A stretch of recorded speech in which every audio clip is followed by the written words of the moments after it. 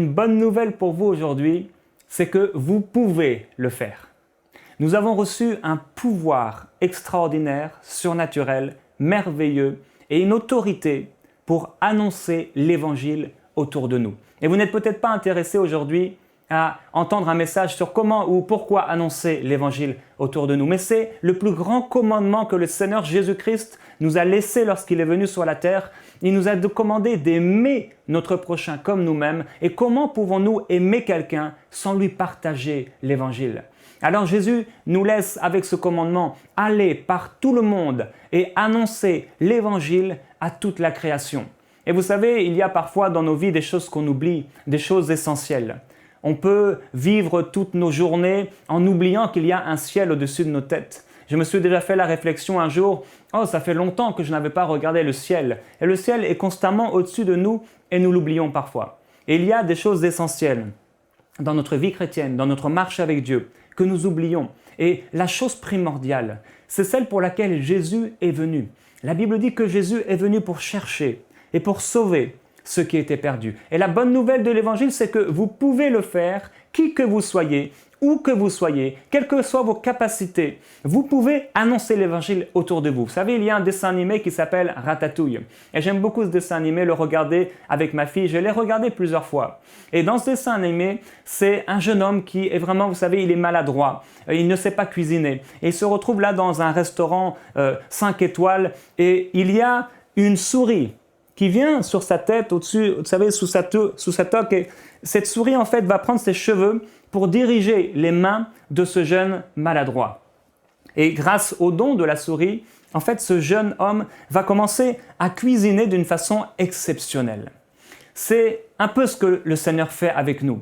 Vous savez, je ne sais pas la timidité peut-être que vous rencontrez, les craintes, les excuses, tout ce que vous pouvez faire ou dire au Seigneur pour lesquels vous ne pouvez pas annoncer l'Évangile. Tous les raisonnements peut-être qui sont en vous et qui ne vous permettent pas aujourd'hui de répondre à l'appel de Dieu. Mais toutes ces choses-là, vous savez, le Seigneur les a balayées. L'apôtre Paul a dit qu'il regardait toutes ces choses comme de la boue. Et il ne faut pas regarder à ce que vous ne pouvez pas faire, mais regarder à ce que Dieu dit de vous. Et Jésus a dit, allez et annoncez la bonne nouvelle de l'Évangile. Et c'est une merveilleuse nouvelle que vous pouvez partager autour de vous. Un jeune converti me disait un jour, ça faisait quelques jours qu'il venait d'accepter le Seigneur, et il m'a demandé un rendez-vous et je voyais qu'il était un peu angoissé, il était anxieux, il était préoccupé. Et là, au restaurant, il me dit, tu sais, je n'arrive pas à annoncer l'Évangile à tout le monde. Je n'annonce l'Évangile qu'à 10 ou à 15 personnes par jour. Et je ne sais pas si vous annoncez l'Évangile à 10 ou 15 personnes par jour en ce moment, mais ce jeune homme venait tout juste d'accepter le Seigneur et c'était déjà un gagneur d'âme, c'était déjà un jeune homme qui annonçait l'Évangile partout où il le pouvait. Et on a parfois des faux raisonnements et on doit les balayer. On doit vraiment balayer ces faux raisonnements et ces fausses excuses qui nous empêchent de répondre à l'appel qui réside sur notre vie et qui est rattaché à notre nature spirituelle. Un jour, j'ai rencontré un pasteur et nous étions entre pasteurs et il dit « Oh, j'aimerais tellement faire venir un évangéliste dans notre église pour qu'il nous montre comment annoncer l'évangile. » Un an après, je me retrouve dans le même rendez-vous et ce pasteur dit à nouveau « Oh, j'aimerais tellement qu'un évangéliste vienne dans notre église pour qu'il commence à nous montrer comment annoncer l'évangile. » Vous savez, nous avons des raisonnements, nous avons toutes sortes d'excuses que nous donnons et que nous nous donnons à nous-mêmes, même parfois même au Seigneur pour dire que « Seigneur, je ne peux pas répondre à cet appel. » Et pourtant, le Seigneur nous a dit d'aller et d'annoncer l'évangile. Et la bonne nouvelle, c'est que vous pouvez le faire. Et il y aura peut-être des centaines d'excuses que nous pouvons nous trouver pour lesquelles on pourrait dire « je ne peux pas annoncer l'évangile », mais Jésus a dit « annoncer l'évangile ». Alors comment annoncer l'évangile ? La première chose est de vouloir.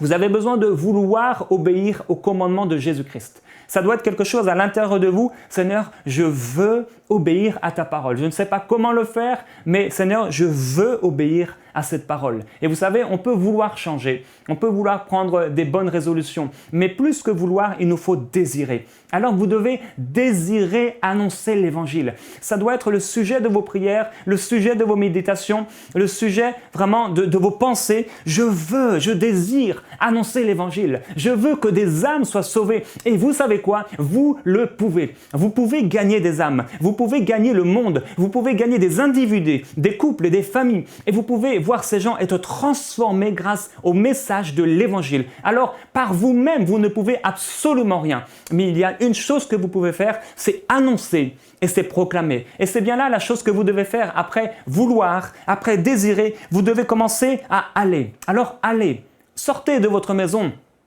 Sortez de votre travail peut-être et commencez à aller dans la rue, aller dans les magasins, aller dans un restaurant, aller quelque part et annoncer l'évangile. Proclamez cet évangile de gloire, cet évangile glorieux, cet évangile qui a transformé votre destinée. Et si vous aimez Dieu, alors vous allez obéir à ses commandements. Et Jésus a dit ces commandements ne sont pas pénibles. Et comme il est bon de commencer à proclamer cette bonne nouvelle de Jésus-Christ, les gens ne veulent pas entendre parler de religion, mais les gens ont désespérément soif de vie. Ils ont désespérément soif de paix et il est notre paix. Il est la vie, il est le chemin et il est la vérité. Alors nous devons vouloir, nous devons désirer, nous devons aller et après nous devons parler. Nous devons commencer à ouvrir notre bouche, aller vers cette personne. Regardez-la, elle est peut-être ici par terre, elle est peut-être dans un magasin. C'est peut-être cette femme qui vous sert dans ce magasin ou cet homme. C'est peut-être une personne dans votre famille, un collègue de travail qui est là et vous voyez qu'il est mal. S'il a besoin de Jésus, alors vous êtes la personne parfaite pour lui annoncer cet évangile de gloire. Ouvrez votre bouche. Soyez dans l'expectative de ce que Dieu peut faire avec vous. Un jour, nous allons nous retrouver devant le Seigneur Jésus et certainement, il va nous dire « Qu'as-tu fait ?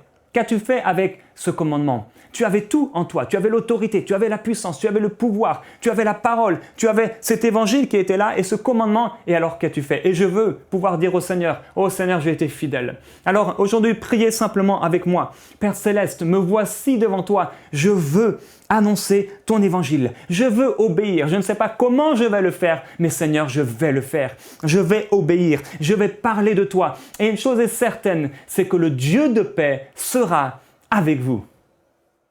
Pour aller plus en profondeur, vous pouvez lire et télécharger la version complète de cette pensée du jour sur le site enseigne-moi.com.